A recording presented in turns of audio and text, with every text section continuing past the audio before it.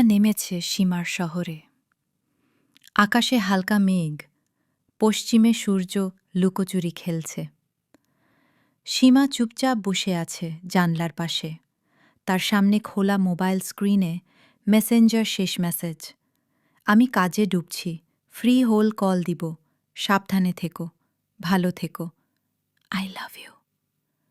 সীমা প্রিয় মানুষ, এখন ইউরোপের একটা শহরে থাকে। বরফ ঢাকা রাস্তা দিয়ে হাঁটে, মুখে মাস্ক, গায়ে ভারী জ্যাকেট। তীব্র গতিতে বাতাস বইছে। রাতে খাওয়ার সময় একা বসে খাচ্ছি আর বারবার পাশের খালি চেয়ার দিকে চোখ পড়ছে।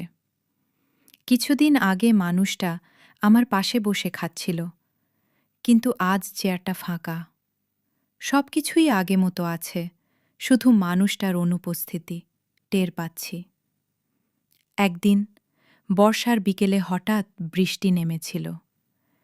সীমা জানলার পাশে বসে আছে একা, আর ভাবছে, তোমার শহরে এখন বৃষ্টি, তুমিও কি আমাকে মিস করছ? রাত হলে দুজনেই একই চাঁদ দেখে, কিন্তু দূরত্বটা যেন আকাশের চেয়েও বড়। সীমা তখন বলে, তুমি কি জানো এখানকার চাঁদটা এতটাই নিঃসঙ্গ লাগে, মনে হয় তোমার চোখের আলো মিস করি। সীমা প্রতিদিন জানলার পাশে বসে হাওয়া গুনে। হাওয়া যখন আসে, মনে হয় তোমার দেশে থেকেও সে হয়তো কোনো বাতাসে আমাকে ছুঁয়ে গেছে। একদিন পাখিরা দল বেঁধে উড়ে যায়। সীমা ফিসফিস করে বলে, তোমরা কি যেতে পারো ইউরোপের আকাশে? যদি পারো, আমার ভালোবাসাটা নিয়ে যেও ওর কাছে। দূরত্ব শুধু শরীরকে আলাদা করে।